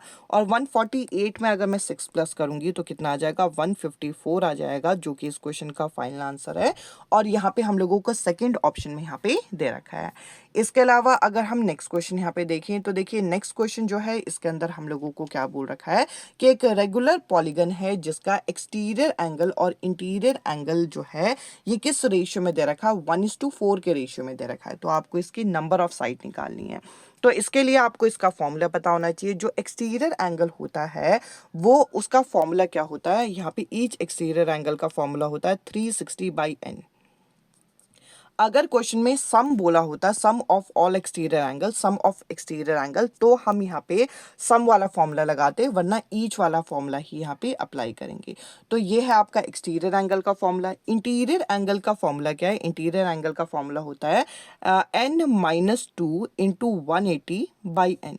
मैंने ये इस फॉर्म में क्यों लिखा है, क्योंकि यहाँ पे बोल रखा है कि ये दोनों का रेशियो जो है वो कितना है, वे है आपका 1/4। तो यहाँ पे n से n जो है वो आपका कैंसिल आउट हो जाएगा। बाकी आप यहाँ पे क्रॉस मल्टीप्लाई कर दीजिए, यानी कि 360 इंटू 4 आप यहाँ पे कर दीजिए, बस लिखिए, उसे सॉल्व मत करिएगा। यहाँ पे आएगा n-2 इंटू 180। अब आपको पता होगा कि 180 के टेबल में 360 जो है वो 2 टाइम्स जाता है, आप डायरेक्ट इसे काट सकते हैं। यहाँ पे क्या आ जाएगा, 2 4 जा 8 आ जाएगा, और ये जो n के साथ आपका 2 माइनस में इधर आके प्लस हो जाएगा। मीन्स हमारा सिंगल स्टेप में ये क्वेश्चन यहाँ पे सॉल्व हो सकता है। तो n की वैल्यू यहाँ पे कितनी आ जाएगी, n की वैल्यू यहाँ पे 10 आ जाएगी, जो कि आप लोगों को किस ऑप्शन में दे रखी है, ये आप लोगों को यहाँ पे डी ऑप्शन में दे रखी है। अब चलिए नेक्स्ट क्वेश्चन जरा देखते हैं, जिसमें हम लोगों को सप्लीमेंट्री और कॉम्प्लीमेंट्री एंगल से रिलेटेड क्वेश्चन दे रखा है। इसके अंदर क्या बोल रखा है, the measure of the 2 supplementary angle are इतने, then the value of 3a। मैंने आपको कहा था सप्लीमेंट्री एंगल कौन होते हैं, जिनका योग, जिनका सम कितना होता है, जिनका सम होता है 180। अभी हम पिछले एक क्वेश्चन में ऑलरेडी ये फॉर्मूला यहाँ पे लगा के आए, तो इन दोनों का सम कितना होगा, इन दोनों का सम होगा 180 प्लस b से माइनस b यहाँ पे कटेगा, यानी कि 5a की वैल्यू कितनी होगी, 5a की वैल्यू होगी 180। अब आप यहाँ से a की वैल्यू निकाल दीजिए, a की वैल्यू कितनी आएगी, डिवाइडेड बाय 5 हम यहाँ पे करेंगे, और अगर इसे 5 से डिवाइड करते हैं तो 5 3 जा 15, और इसके बाद 5 6 जा 30, 5 6 जा 30 आ जाएगा। अब a की वैल्यू आ गई, अब आपको क्या निकालना है, अब आपको 3a की वैल्यू निकालनी है। 3a की वैल्यू अगर मैं यहाँ पे निकालती हूँ तो 3 इंटू 36 मुझे यहाँ पे करना होगा, और यहाँ पे आ जाएगा 8, और इसके बाद 3 3 जा 9, 9 में एक जोड़ा, यहाँ पे कितना आ जाएगा 10। यानी कि आप लोगों का जो करेक्ट आंसर आएगा वो कितना आएगा, 108, जो कि हम लोगों को बी ऑप्शन में यहाँ पे दे रखा है। इसके अलावा अब मैं आप लोगों के साथ नेक्स्ट क्वेश्चन डिस्कस कर रही हूँ, जिसके अंदर मीन मोड मीडियन का क्वेश्चन लिया हुआ है। मैंने यहाँ पे मिक्स क्वेश्चन इसी वजह से लिए हैं ताकि आप लोगों को ये चीज समझ में आए। कभी भी मीन मोड मीडियन का क्वेश्चन आ गया तो सबसे पहला स्टेप आपका क्या है कि इनको यहाँ पे अरेंज करना है, वो भी असेंडिंग ऑर्डर में। तो सबसे पहले आएगा 1, 1 एक बार लिखा हुआ है, 2 जो है कितने बार है, 2 जो है यहाँ पे 2 बार लिखा हुआ है। इसके बाद हम लोगों को क्या करना है, 3 को लिखना है, 3 एक ही बार आएगा। 4 कितने बार है, 4 अगर मैं ध्यान दूं तो 4 यहाँ पे हमें 3 टाइम्स दे रखा है, तो 4 को मैंने 3 बार यहाँ पे लिख दिया। इसके बाद डायरेक्ट आपका 8 है, उसके बाद है 9, और उसके बाद है 13। अगर मैं सारे डिजिट यहाँ पे काउंट करती हूँ तो नंबर ऑफ डिजिट इसमें कितने हैं, नंबर ऑफ डिजिट है इसमें 10। आप काउंट कर लीजिए, 4 4 8 9 10, तो 10 यहाँ पे है। अब आपको करना क्या है, अब आपको सबसे पहले क्या निकालना है, मीन निकालना है। तो मीन निकालने के लिए सभी नंबर्स को आपको क्या करना पड़ेगा, प्लस करना पड़ेगा। अगर मैं सभी नंबर्स को प्लस करती हूँ, आप प्लस करके देख लीजिएगा, प्लस करके यहाँ पे आ जाएगा 50, और प्लस करने का तरीका आप क्या करिए, 9 में 1 जोड़ा आपका 10 आ गया। ऐसे करके पेयर आप बना लीजिए, जो 10 10 के पेयर बन रहे हैं। तो 10 10 के जो पेयर बनेंगे उनको हम साइड कर सकते हैं। जैसे 4 4 कितना हो जाएगा, 8, 8 में 2 प्लस करें 10 आ जाएगा। तो इस तरीके से आप पेयर बना के इस क्वेश्चन को सॉल्व करेंगे, divided by number of observation. Number of observation कितनी है, 10 है। तो अगर मैं इसे यहाँ पे डिवाइड करती हूँ तो मीन कितना आ गया, मीन आ गया आपका 5। अब मुझे क्या निकालना, मीडियन निकालना है। मीडियन आपको निकालने के लिए n जो है, आपको क्या है, n यहाँ पे इवन नंबर दे रखा है। अगर n इवन नंबर होता है तो हमें जब मीडियन निकालना होता है, तो मीडियन निकालने के लिए n अगर इवन है तो हमारा फॉर्मूला लगता है n/2। n/2 का फॉर्मूला अगर हम यहाँ पे लगाते हैं तो यानी कि 10/2 कितना आ जाएगा, 5। यानी कि फिफ्थ ऑब्जर्वेशन आपका जो है इस क्वेश्चन का आंसर होगा 1 2 3 4 5। यानी कि इसका आंसर कितना होगा, इसका आंसर होगा 4। मीन आ गया आपका यहाँ पे 5, तो आपने इस तरीके से सर्कल कर लिया। अब अगला मुझे यहाँ पे क्या निकालना है, अगला मुझे यहाँ पे मोड निकालना है। मोड क्या होता है, मोड होता है वे नंबर जो सबसे ज्यादा बार अकर हुआ है। 4 जो है आपका 3 टाइम्स अकर हुआ है, तो सीधा मोड कितना हो जाएगा, 4 हो जाएगा। तो आप इस तरीके से मोड की वैल्यू 4 लिख सकते हैं। और अब आपको क्या निकालना है, अब आपको यहाँ पे निकालना है रेंज। अगर मैं रेंज इस क्वेश्चन का निकालती हूँ तो रेंज कैसे निकलता है, सबसे बड़े नंबर में से सबसे छोटे नंबर को माइनस कर दो, तो 13 माइनस 1 कितना हो जाएगा, 13 माइनस 1 हो जाएगा 12। अब आपने चारों चीजें निकाल दी। अब चारों चीजों का फाइनली आपको क्या निकालना है, मीन निकालना है। तो चारों चीजों का अगर मुझे यहाँ पे मीन निकालना है तो चारों चीजों का हम 1 बाय 1 लिख देंगे। सबसे पहले मीन की वैल्यू कितनी आई, मीन की वैल्यू आई है 5। इसके बाद मीडियन कितना है, मीडियन आया आपका 4। इसके बाद हमारा मोड कितना है, मोड आया आपका 4 और रेंज कितना है, रेंज आया आपका 12। तो मैंने यहाँ पे इस तरीके से लिख दिया। और मीन निकालने के लिए हमें क्या करना होता है, डिवाइड करना होता है नंबर ऑफ ऑब्जर्वेशन से, जो कि कितनी है, 4 है, मतलब 4 चीजें हैं ये। अब अगर आप इन्हें प्लस करेंगे तो कितना आएगा, 25, 25/4 यानी कि 25/4 इसका आंसर आएगा, जिसको आप डेसिमल में कन्वर्ट करते हैं तो 6.25 जो है इस क्वेश्चन का फाइनल आंसर है। मैं उम्मीद करूंगी कि ये क्वेश्चन, ये टाइप्स आप लोगों को यहाँ पे अच्छी तरीके से क्लियर हो रहे होंगे। इसी लेवल के, इसी तरीके के क्वेश्चन आपके पेपर में पूछे जाएंगे, क्योंकि ये सभी क्वेश्चन आप लोग जो देख पा रहे हैं ये सभी आप लोगों के एग्जाम में प्रीवियस ईयर में पूछे गए हैं।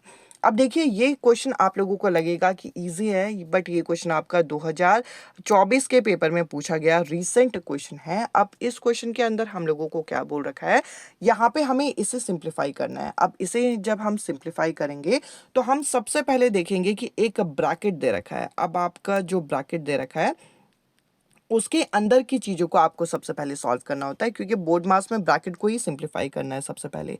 और ब्रैकेट के अंदर आपको क्या दे रखा है, ब्रैकेट के अंदर यहाँ पे ये जो 2704 है ये डिवाइड में है 2 के साथ। जब आप इसे यहाँ पे डिवाइड कर लेंगे तो आपका आंसर आ जाएगा, ये इतना आ जाएगा। अब ये जो बाकी चीज़ें हैं उसको हम साइड में लिखेंगे, मतलब बाद में लिखेंगे। पहले हम क्या करेंगे, पहले हम इस पोर्शन को भी यहाँ पे क्या कर लेंगे, डिवाइड कर लेंगे। तो इनको सॉल्व करके आपका आंसर आ गया ये, यहाँ पे ये जो मैंने मेंशन किया है। और अब इनको आपको डिवाइड करना है। अगर आप इनको यहाँ पे डिवाइड करते हैं तो डिवाइड करके आंसर आ जाएगा 23। तो 23 यहाँ पे आ गया। अब आपको क्या करना है, अब आपको बाकी चीज़ों को यहाँ पे इसके साथ लिख के सिंप्लीफाई कर देना है। बस कैलकुलेशन थोड़ी सी लंबी और थोड़ा सा आप लोगों का टाइम कंज्यूमिंग बनाने के लिए इन्होंने क्या किया, इन्होंने बेसिकली डेसिमल वाले नंबर आपके सामने प्लेस कर दिए। अब अगर मैं इन सभी को प्लस करती हूँ तो 23 के आगे क्या लगाना है, आपको 0 0 लगा के इस तरीके से प्लस करना है। अगर आप इन्हें यहाँ पे प्लस करते हो तो आप लोगों का जो आप फाइनल आंसर आएगा वो आएगा 24.328। ये फाइनल आंसर नहीं है, बिकॉज इसमें से आपको क्या करना है, इसमें से ये जो आपका -0.79 है इसको यहाँ पे माइनस भी करना है। अगर मैं इन दोनों को माइनस करती हूँ फाइनली, तो इनको माइनस करके आएगा आपका 23.7572, जो कि आपको कौन से ऑप्शन में दे रखा है, 23.572 आप लोगों को यहाँ पे थर्ड ऑप्शन में दे रखा है। अब देखिए, ऐसे क्वेश्चन जो है इजी होते हैं, बट कहीं ना कहीं कैलकुलेशन मांगते हैं, जो कि आप लोगों को एग्जाम में करनी ही होती है। अब देखिए, अगला क्वेश्चन आप लोगों का यहाँ पे जो है ट्रायंगुलर पिरामिड का क्वेश्चन दे रखा है। अब ये जो ट्रायंगुलर पिरामिड होता है, एक बार हम जरा यहाँ पे बनाते हैं। ट्रायंगुलर पिरामिड बोल रखा है तो एक ट्रायंगल आप यहाँ पे इस तरीके से बनाएंगे। और ट्रायंगुलर पिरामिड हमें बोल रखा है तो पिरामिड के लिए एक डॉट आपको बनाना होगा, उस डॉट से आप इस तरीके से चीज़ों को ज्वाइन कर लीजिए। तो मैंने इस तरीके से इसे यहाँ पे ज्वाइन करके एक ट्रायंगुलर पिरामिड आप लोगों के लिए बना दिया।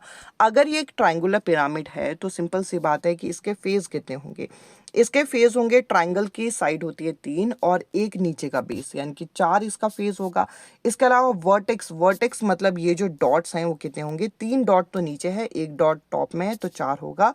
एज कितने होंगे, एज मैंने आपको बताया था जितना ये आपका साइड्स होते हैं उतने ही डॉट्स हम ऊपर से भी लगाते हैं, तो टोटल आपके कितने होंगे, 6 इसके एज हो गए। अब बस ऑप्शंस को देख लीजिए। पहले ऑप्शन में क्या बोल रखा है कि ट्रायंगुलर पिरामिड हैज 6 फेस। क्या इसके 6 फेस है, 6 फेस नहीं है, 4 फेस है, तो ये आपका गलत हो गया। अगला, triangular pyramid has 4 vertex. 4 vertex है, ये बिल्कुल सही है, मैंने निकाल के दिखा दिया। ट्रायंगुलर पिरामिड हैज 6 एजेस, ये आपका सही है, यानी कि इस क्वेश्चन में आपको गलत ऑप्शन चूज करना है। गलत कौन सा है, तो सेकंड तो गलत नहीं है, सेकेंड और थर्ड गलत नहीं है, तो ये दोनों ऑप्शन आपके कट गए। सम ऑफ फेस, वर्टेक्स और एज, इन सब का सम कितना होगा, इन सब का सम होगा आपका 14, तो ये भी आपका सही दे रखा है। इसके अलावा बोल रखा है कि ट्रायंगुलर पिरामिड जो होता है उसको हम टेट्राहेड्रन भी बोलते हैं, ये भी सही है। तो आप लोगों का गलत कौन सा स्टेटमेंट है, सिर्फ और सिर्फ पहला स्टेटमेंट गलत है, यानी कि ओनली 1 जो है इस क्वेश्चन का करेक्ट आंसर होगा। तो इस तरीके से आप लोगों को कॉन्सेप्चुअल क्वेश्चन भी यहाँ पे दिए जाते हैं, जो कि आपको प्रिपेयर करने हैं। अब देखिए, अगला ये जो क्वेश्चन है नॉर्मल एक सिंप्लीफिकेशन का क्वेश्चन है, बट ये क्वेश्चन भी आपके एग्जामिनर ने क्वेश्चन में फ्रेम किया है, तो आपको इस क्वेश्चन को भी यहाँ पे देखना है। सबसे पहले तो देखिए, ब्रैकेट ओपन कर लीजिए। अगर मैं यहाँ पे ब्रैकेट ओपन करती हूँ तो यहाँ पे क्या आएगा, यहाँ पे आ जाएगा 10x + 60 और 8 भी मल्टीप्लाई होगा 8x माइनस 24, ये यहाँ पे आ गया इक्वल के साइड। इक्वल के दूसरे साइड क्या आ जाएगा 25x माइनस 20, ये यहाँ पे आ जाएगा। अब आप क्या करिए, अगले स्टेप में जो x वाली चीज़ें हैं उनको साथ में कर लीजिए। ये 10x और 8x प्लस होके कितना आ जाएगा 18x, यानी कि 25 अगर यहाँ पे आता है तो हम यहाँ पे क्या कर सकते हैं, हम यहाँ पे एक चीज़ कर सकते हैं, 18x माइनस 25 यहाँ पे होगा। मैंने साथ साथ में यहाँ पे ऐड भी किया और शिफ्ट भी कर दिया। इसके बाद यहाँ पे क्या होगा माइनस 20 यहाँ पे होगा, यानी कि माइनस 20 ऑलरेडी है। और इन दोनों को क्या करूँगी, 60 में से 24 अगर मैं माइनस करूँगी तो कितना आएगा 36 आएगा। प्लस में तो इधर जाके क्या हो जाएगा माइनस हो जाएगा। तो मैं इस तरीके से यहाँ पे लिख रही हूँ। अब आप यहाँ पे देखिए 25 में से अगर 18 गए तो कितना बचेगा, यहाँ पे बचेगा 7, पर आपका -7 में आंसर आएगा, यानी कि -7 आएगा।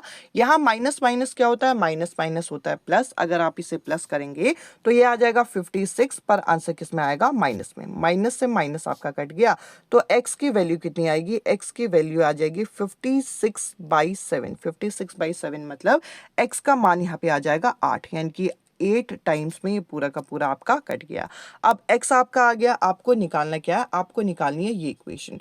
अब आपका यहाँ पे x आया है 8, तो 8 मैं यहाँ पे प्लेस कर दे रही हूँ और इसको यहाँ पे मैं प्लस का साइन लगा के 2/6 लिखती हूँ। अब सिंपल सी बात है कि यहाँ पे ये जो 5 8 से कितना होता है 40, 40 में 2 प्लस करेंगे तो क्या आएगा 42, 42/6 यहाँ पे आ गया। और अगर आप इसे काटते हो तो इस क्वेश्चन का जो करेक्ट आंसर आएगा वो कितना आएगा, वो आएगा 7, जो कि आप लोगों को यहाँ पे डी ऑप्शन में दे रखा है। अब देखिए लेवल ऑफ क्वेश्चन तो आप यहाँ पे एक तरीके से गेस नहीं कर सकते। कुछ क्वेश्चन आप लोगों के मॉडरेट आते हैं, कुछ क्वेश्चन आपके कैलकुलेटिव आते हैं और कुछ क्वेश्चन थोड़े से कॉम्प्लिकेटेड आते हैं, जो कि आप लोगों को तीनों तरीके के क्वेश्चंस के लिए तैयार रहना है। अब देखिए ये भी रीसेंट पेपर का क्वेश्चन है जिसमें पाई चार्ट का क्वेश्चन यहाँ पे पूछा गया था। अब इस क्वेश्चन में क्या बोल रखा है, इस क्वेश्चन में यहाँ पे आप लोगों को सेंट्रल एंगल पहले से दे रखे हैं, सेंट्रल एंगल क्वेश्चन में दे रखे हैं। अब आपको क्या निकालना है कि what is the difference between the time spend by the student in the activity of sleep and school. अब देखिए स्लीप और स्कूल का टाइम डिफरेंस निकालना है। तो स्लीप और स्कूल अगर देखें तो स्लीप कितना है 120 है, स्कूल कितना है यहाँ पे 90 डिग्री। तो इन दोनों का डिफरेंस अगर मैं यहाँ पे देखती हूँ तो 120 में से आपको 90 को क्या करना होगा, माइनस करना होगा। क्यों माइनस किया, क्योंकि आपको इन दोनों के बीच का क्या निकालना है, इन दोनों के बीच का अंतर निकालना है, इन दोनों के बीच का डिफरेंस निकालना है। डिफरेंस का मतलब क्या होता है, माइनस करो तो माइनस करके कितना आ जाएगा 30 डिग्री यहाँ पे आ जाएगा। क्या ये इस क्वेश्चन का आंसर है, ये थोड़ी निकालना है, आपको निकालना है कि कितना टाइम स्पेंड होता है। 30 डिग्री का आपको यहाँ पे जो है वो हार्स में निकालना है। तो टाइम स्पेंड कितना होगा ये आपको निकालना है। तो सिंपल सी बात है कि एक दिन में कितने घंटे होते हैं, तो आप कहेंगे सिंपल सी बात है 24 घंटे होते हैं। तो 24 मैंने यहाँ पे लिखा। इसके अलावा ये डिग्री वाइज कितना टाइम ले रही है, ये यहाँ पे 30 डिग्री का ले रही है। और पूरी ऐसी डिग्री कितनी होती है वो लिखते हैं आप नीचे। तो आप यहाँ पे लिखेंगे 360 डिग्री नीचे। कैसे हम यहाँ पे इस चीज़ को कर रहे हैं, तो यहाँ पे देखिए सिंपल सी बात है कि हम लोगों को पता है कि टाइम स्पेंड जो हो रहा है वे कितने डिग्री का हो रहा है, वे आपका यहाँ पे हो रहा है 30 डिग्री का। टोटल डिग्रियां कितनी है, टोटल डिग्रियां हैं यहाँ पे कितनी, यहाँ पे 360। अगर आपको ऐसे भी क्लियर नहीं हुआ तो मैं यूनिटरी मेथड से इसे बताती हूँ। तो देखिए यहाँ पे आप बोलेंगे कि 360 डिग्री जो है वो कितने के बराबर है, 360 डिग्री जो है पूरे 24 घंटे के बराबर है। 360 डिग्री को 24 घंटे के बराबर क्यों बोला मैंने, क्योंकि पूरे दिन भर में आपके 24 घंटे होते हैं।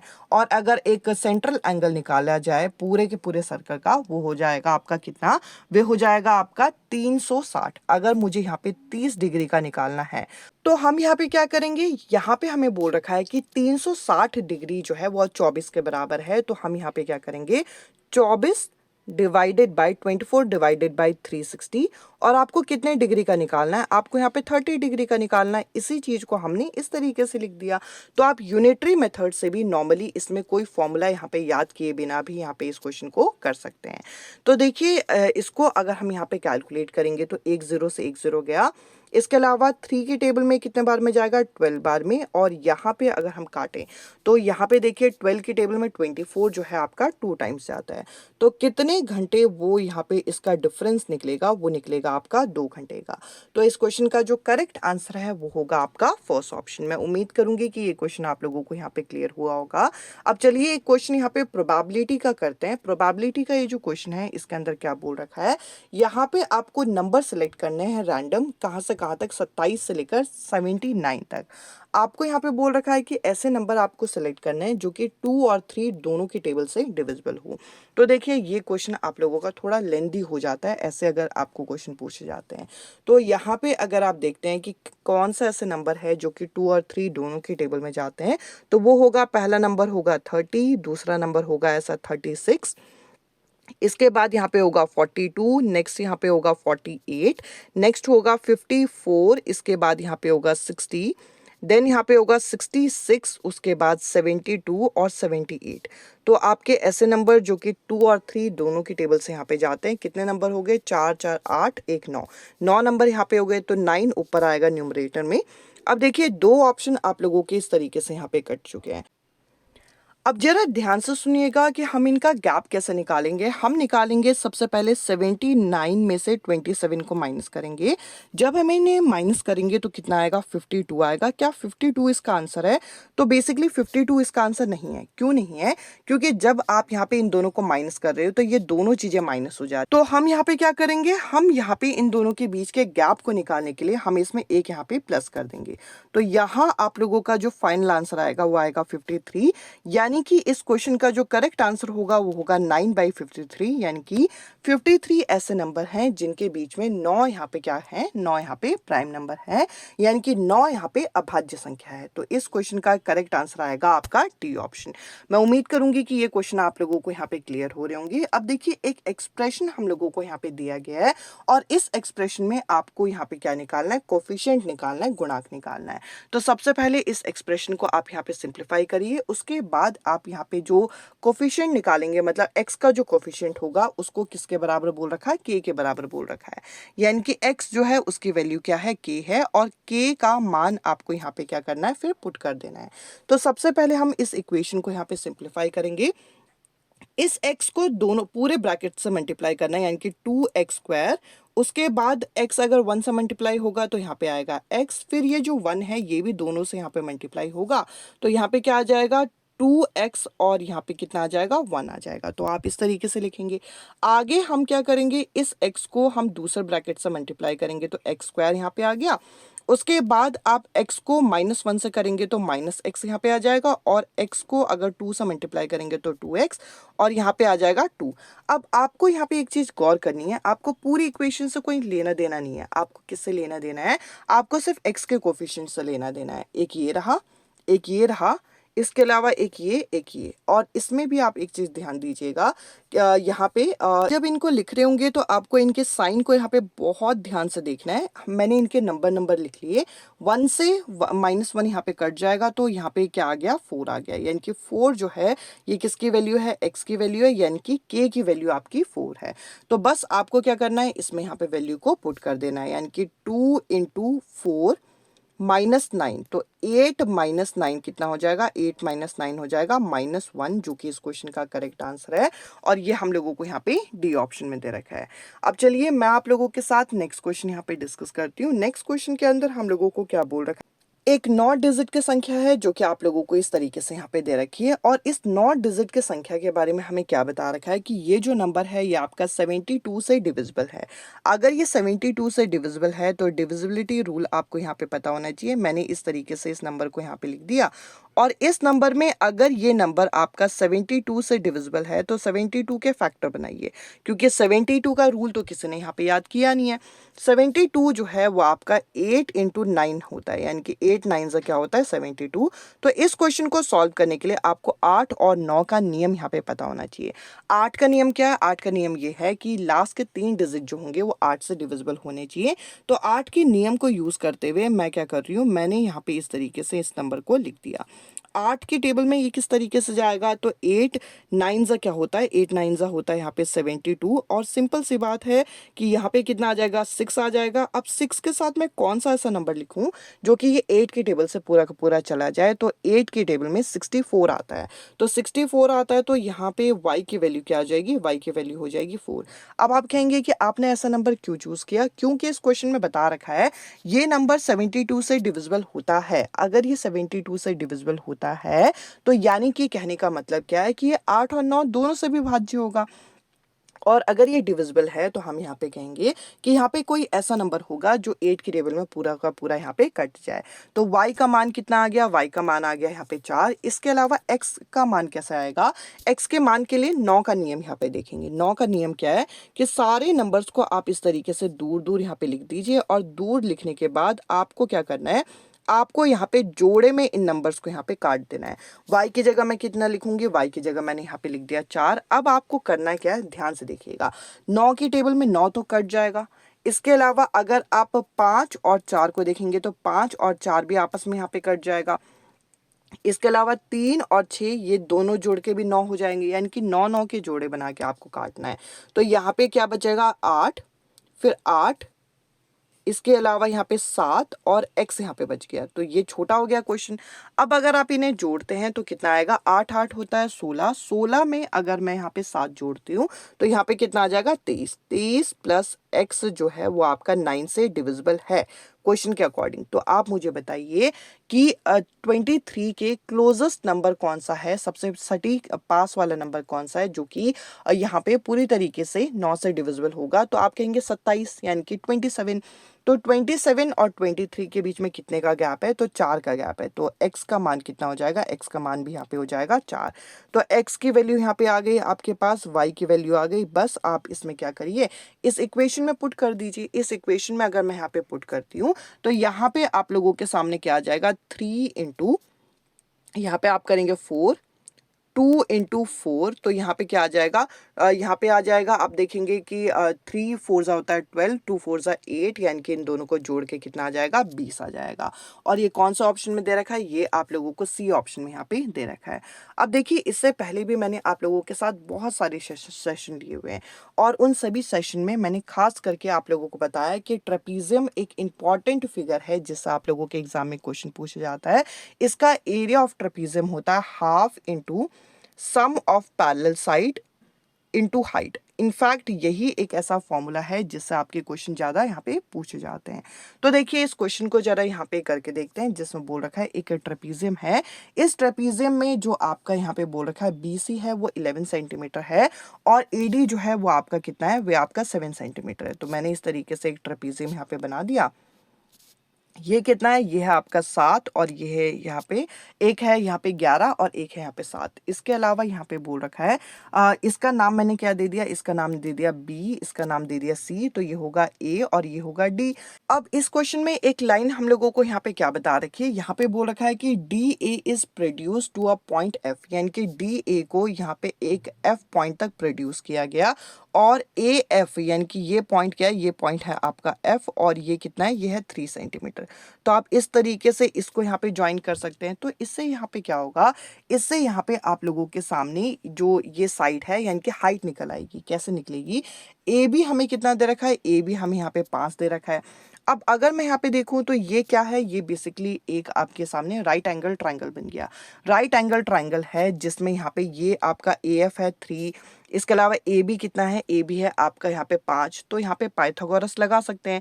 जो लॉन्गेस्ट साइड का स्क्वायर होगा यानी कि 5 का स्क्वायर जो है वो किसके बराबर होगा, वो आपका BF के स्क्वायर प्लस 3 के स्क्वायर के बराबर होगा।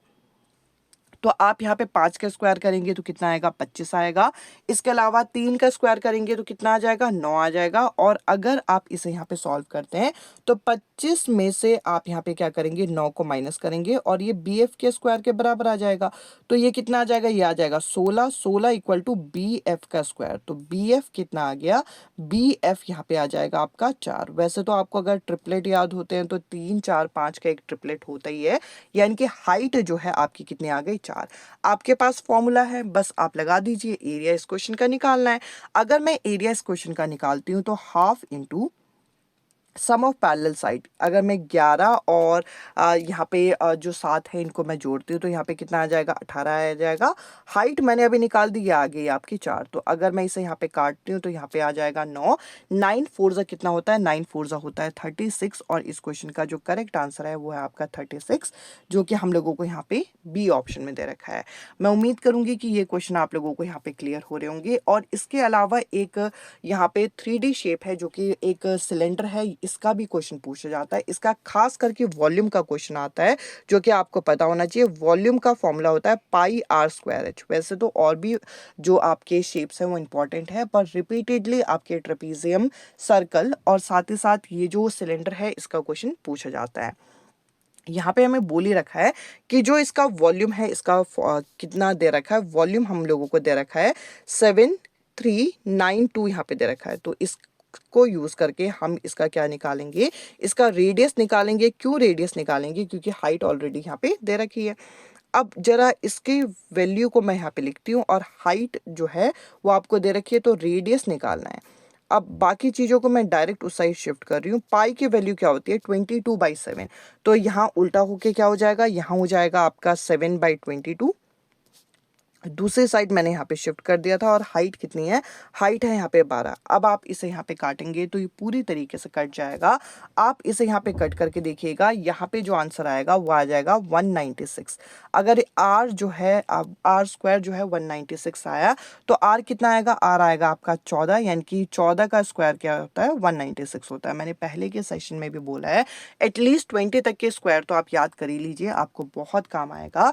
यहाँ पे बोल रखा है एरिया ऑफ द बेस। अगर एक सिलेंडर है, सिलेंडर का बेस किस शेप का होता है, सिलेंडर का बेस होता है आपका सर्कल शेप का, और इसका एरिया क्या होता है, पाई आर स्क्वायर। सर्कल का कॉन्सेप्ट भी यहाँ पे आ गया, तो पाई आर स्क्वायर आप यहाँ पे निकालेंगे। पाई जो है वो है आपका 22/7। आर कितना निकाला आपने, 14 इंटू 14, तो ये यहाँ पे कट जाएगा, यहाँ पे आ जाएगा 44 इंटू 14, तो ये आप लोगों को यहाँ पे मल्टीप्लाई करना है। एक चीज़ और गौर करिएगा कि यूनिट डिजिट को आप मल्टीप्लाई कर लीजिए। तो 4 4 कितना होता है, 4 4 होता है आपका 16, तो 6 आएगा आपके लास्ट नंबर में। तो 6 लास्ट नंबर में कहाँ पे है, सिर्फ एक ही ऑप्शन में, तो आपको मल्टीप्लाई करने की भी जरूरत नहीं है। तो आप इस तरीके से इन क्वेश्चंस को यहाँ पे अप्रोच कर सकते हैं और इन क्वेश्चंस को ठीक करके आ सकते हैं। अब देखिए, एक क्वेश्चन यहाँ पे सिंप्लीफिकेशन का है, इसको यहाँ पे सिंप्लीफाई करना है। अगर हम इसको यहाँ पे सिंप्लीफाई करते हैं तो आप एक चीज मेक श्योर करिएगा, पहले आप इस ब्रैकेट को सॉल्व करेंगे, जो आंसर आएगा उसको लिखेंगे, फिर आप इसे मल्टीप्लाई करेंगे, क्योंकि आपको मल्टीप्लिकेशन पहले करना होता है, उसके बाद आप इसका एलसीएम लेके इस क्वेश्चन को सॉल्व करेंगे। आप लोग कमेंट सेक्शन में बताइएगा कि इस क्वेश्चन का क्या करेक्ट आंसर आया है। मैं उम्मीद करूंगी कि आज के पर्टिकुलर सेशन आप लोगों को क्लियर हुआ होगा। आज के सेशन में इतना ही। अब मैं आपसे मिलती हूँ अगले सेशन में अगले टॉपिक के साथ। Bye bye, take care.